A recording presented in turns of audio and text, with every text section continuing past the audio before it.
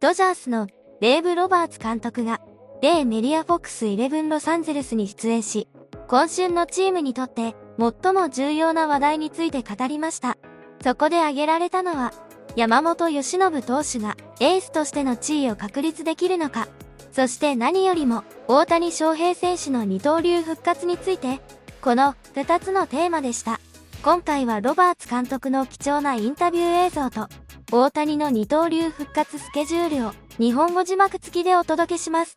Doc, you've been a part of some of the greatest moments in postseason history. Heck, you are one of the greatest moments in postseason history. What you witnessed with this team last October, those moments, where do those rank on your all-time list? I think from my perspective, my lens, it's at the top. I think obviously we won a championship in 2020. Being down 3-1 to the Braves was something that I'll never figure out how it happened for us to come back and win 3 in a row. Special team. Last year there were just a lot of different points in the season where our backs were against the wall. We faced elimination a lot last year, and for us to come out on the other side was truly spectacular. It just speaks to how connected that team was. And then, you know, when you look at Freddie's year, on the field, off the field, certainly, and what he had to endure, and to see now how it played out as he had one of the, if not the biggest moment in Dodgers franchise history. Walk-off Grand Slam. Walk-off Grand Slam in the World Series against the Yankees. So how that played out is something that really I'll never forget. And then ultimately having Walker close out that game after 2 days off. There's so many points with the team. But I think the takeaway is they're just such a tough team, and they were not going to be denied last year. So the Dodgers win the World Series, and then your front office wins the offseason. Completely reloads. This team arguably better than the one that won the title. Is that fair, Dave? The Dodgers ruining baseball, Dave? The short answer is no, we're not. We draw 4 million fans a year at Dodger Stadium. The support that we get on merchandise and the brand of the Dodgers, and I just feel great that our ownership, our front office reinvests that money into the ball club and making us better. So on paper, we're more talented. If that's even possible, we're deeper. And I just, you know, when you have a X on your back, a bullseye on your back, and to know that the ownership and front office are doing everything they can to make you even better, then it puts more of the onus on us to kind of realize their expectations. World Championship, great off-season, and you show up here to Camelback Ranch, and you've got guys who are hungry. And you've got guys, some of the best players in baseball, coming in here. Mookie Betts telling guys he's not satisfied with 3 titles. He wants to win back-to-back. And you got Freddie Freeman telling guys we need to show up at 7 a.m., we need to do everything right, the fundamentals, so that way we can get back to October. Talk about the luxury of a manager to have superstar players with that kind of attitude. It's everything. I think that sometimes as a manager, you can at times, especially when you've been around for 10 years, you don't ever want it to go on deaf ears. But a lot of the things that you say are kind of repeated because there are certain pillars or beliefs that I have.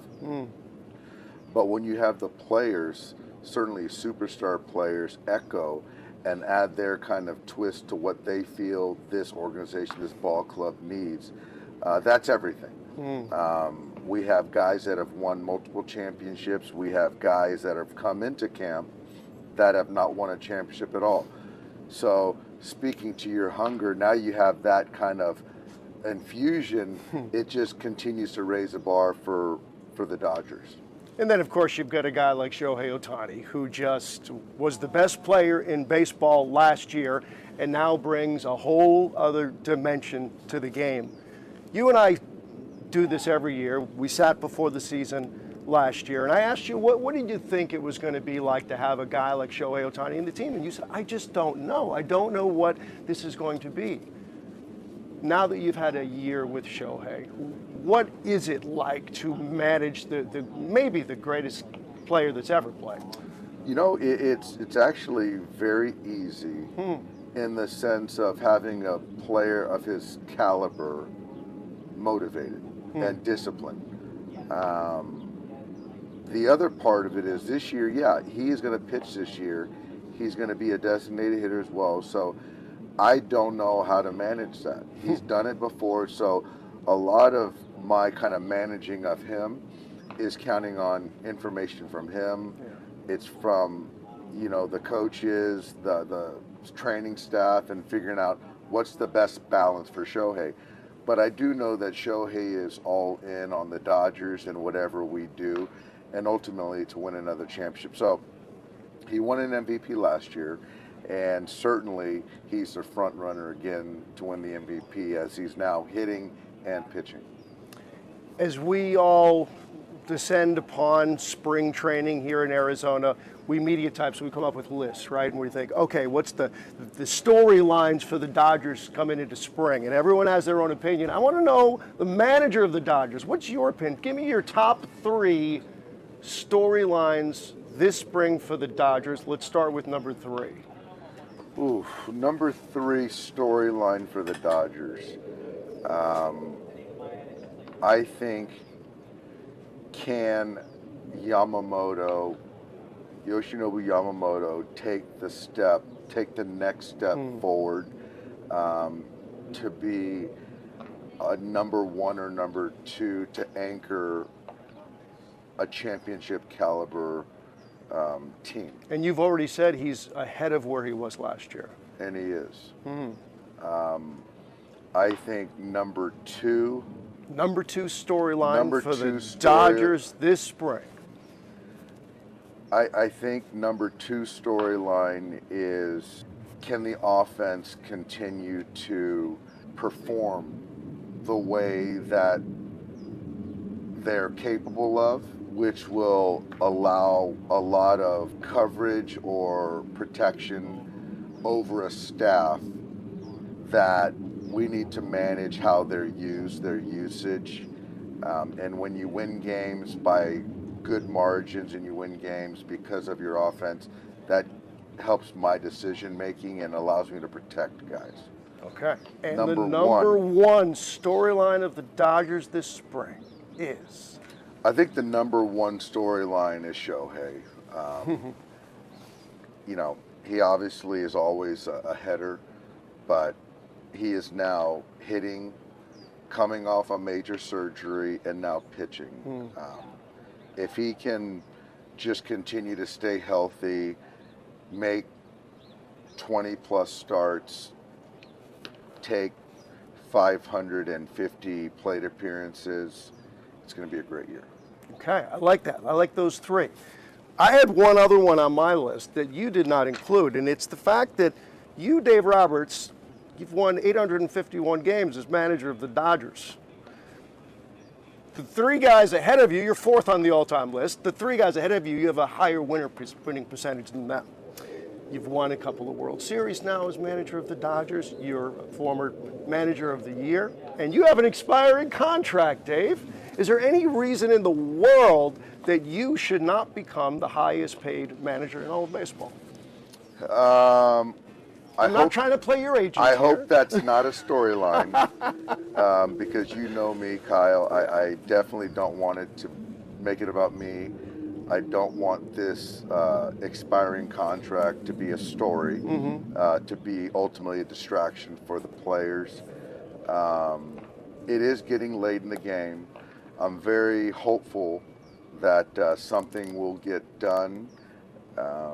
It's a place that I've made no secrets that I want to be here. This is the only organization I want to manage. I think I've invested a lot of time into the players, the organization, the fan base, the sponsorships. But as far as kind of a contract resolution, I'm hopeful. Okay, that's fair. Is that political enough? That's very nice. That's pretty political. Yeah, as your agent, I don't want you to go there, Dave, but how long do you want to manage for? You know, I do think that this is the only team I want to manage. Okay. I think probably another handful of years. Okay. I think that I'm getting better each year managing. I know that the trust that I have with the players has never been higher. I think my energy, my joy for the game is only getting, increasing. I'm not an aging player where my body, Father Time, is going to win out. I think that as you get experience in this chair, you get better. So, I don't know. We'll see if this last contract, if it comes to pass, will be the last one. We'll see. All right, we'll wish you the best on that. Let me ask you about another guy with a lot of experience, and that's Clayton Kershaw, coming back for his 18th season, and we won't see him for a while, but to hear a guy like Blake Snell, one of your newcomers, talk about how one of the highlights of his career was to throw a bullpen with Clayton Kershaw watching him. His value to this team obviously goes well beyond just throwing pitches on the mound in a game, right? Yes, it does. I think early on in camp, there's been a lot to be said made of his relationship with Bobby Miller, which speaks to his character as a teammate, trying to make people around him better. Yeah. But yeah, I mean, one of the reasons he signed with the Dodgers is to get a first-hand look at Clayton and how he goes about his business. Their lockers, as one of his demands was to be lockered right next to Clayton, which is great. And I think for me is, there's people that are great at what they do, but to want to continue to be better and learn and continue to learn. And so for Blake to really feel that having Clayton Kershaw watch one of his pens as being one of his most exciting, memorable moments speaks to him as a person, speaks to his character, right? And I know that Clayton knows that. And I'm excited to have Clayton back with us and back in camp. And I learn from Clayton, and I learn from people that are better than me, but I'm really excited to continue to learn more about Blake Snell. And finally, let's circle back to Shohei Ohtani, because here's a guy, you talked about the focus that he has and the drive to be the greatest player that ever lived.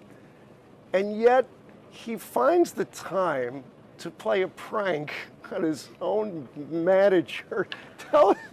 Just tell us about that side of his personality that he comes up with that, and what were your thoughts when all that went down? I love it. I love it. I definitely dish it out a lot.